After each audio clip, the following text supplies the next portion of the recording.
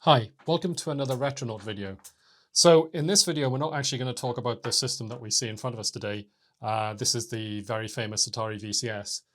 Instead, we're actually going to talk about money.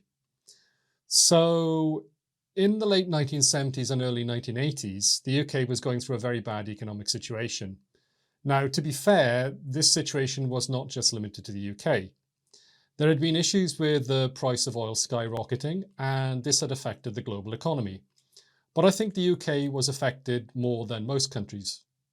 I'm not an economist, but as far as I can see, this was caused by a combination of high debt, which had been picked up in World War II, which led to poor domestic sales at home. And this in turn led to a lack of investment and in modernizing businesses and the country's infrastructure. Yeah, not good. So by the 1970s, the wheels really were coming off the economic bus here. At this point, many of our manufacturing industries went down the toilet. And in the early 1980s, our mining industries were purposefully run down and closed. This was because the British coal in particular had very high levels of sulfur in it. And when this was burnt, it created sulfur dioxide. And when this combined with rainwater, it produced acidic rain. And this was damaging the forests over in Scandinavia. So this closure of an entire traditional industry, it had a massive effect on some areas of the UK, though mainly in Yorkshire, in northern England, and very much so in South Wales, which is where I grew up. This meant that many households during that period did not have much money once the essentials were paid for. And funnily enough, this situation has oddly repeated in 2022. And that's because of the Russian invasion of Ukraine. This has caused fuel prices to skyrocket once again, leading to massive inflation, and a cost of living crisis has hit the UK and many other countries. And that's exactly what it was like here in the 1970s, but it was actually much, much worse back then because the economy was already doing bad when we had these, the effect of oil coming into things. There was a lack of disposable cash at the time, and this meant that home computing did not really take off in the UK as quickly as it had in the US. There was another factor to this though. The pound was actually quite strong.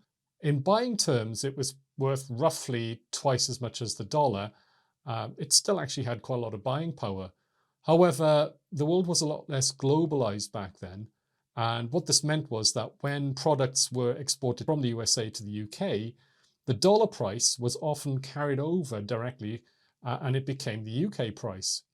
So for example, a $2,500 computer in the USA would cost £2,500 in the UK. And what this meant was that in real terms, computers cost us in the UK twice as much as they did to people buying them in the USA. And this is why the big three American computers, which was the Tandy TRS-80, the Commodore PET and the Apple II, they didn't sell very well in the UK. I mean, the PET had some penetration into schools here, but really it was pretty niche. And those three computers had almost zero sales in the home space, apart from to those who may be very affluent. This cost issue is why certain computers were even conceived of in the UK market. The Sinclair machines, in particular, were built to a very, very low price point. And they sold very well in the UK because they were homegrown maybe, but more importantly, they were super cheap. To be honest, the Z80 and the ZX81, they were not great. Maybe because they were too cheap. They just didn't have enough RAM, for instance, to make them usable. But the ZX Spectrum, that really hit the exact price point of £125.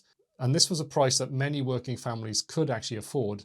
And yet it delivered a decent computing experience, great games. It became a massive hit over here. That super low price point, that's why the ZX Spectrum only had 16K of RAM. It also had a very cheap keyboard. I think it's known as the Dead Flesh keyboard. And yeah, it was pretty awful. And it didn't really have very great sound either. Now, none of these points really are criticisms. I think it's commendable that Sir Clive Sinclair, he wanted to get computers out to the masses, and boy, did he succeed. And that's why we loved him. But he had to make some compromises to make that happen.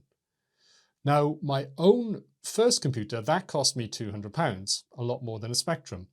And that's because I traded up my existing electronics to stretch out my own tight budget. And this is why I was able really to get computers that were really out of reach of my family's finances. And it's for the exact same reason that Atari's 8-bit computers, they did very badly in the home market over here. They were very high quality, that's certainly true, but they were simply way too expensive for the average person to buy over here in the UK. The Atari 400 was initially sold for $550, and the Atari 800 started out as $1,000. As I said earlier, dollar prices were very often pound prices, so an Atari 800 cost almost 10 times as much as a ZX Spectrum. And that's why you can see why Spectrums were selling like hotcakes, whilst Atari 800 sat like a donut with a fly squatting on it, nibbling at the icing. Please bear these price structures in mind as we moved on in my own personal tech buying history. There's a reason why people bought certain machines over others. I would try and save and then trade up. And that's why I could afford, more expensive machines, but I could only really stretch so far, and some people didn't even have that luxury. Money and budgets matter back then as much as they do now.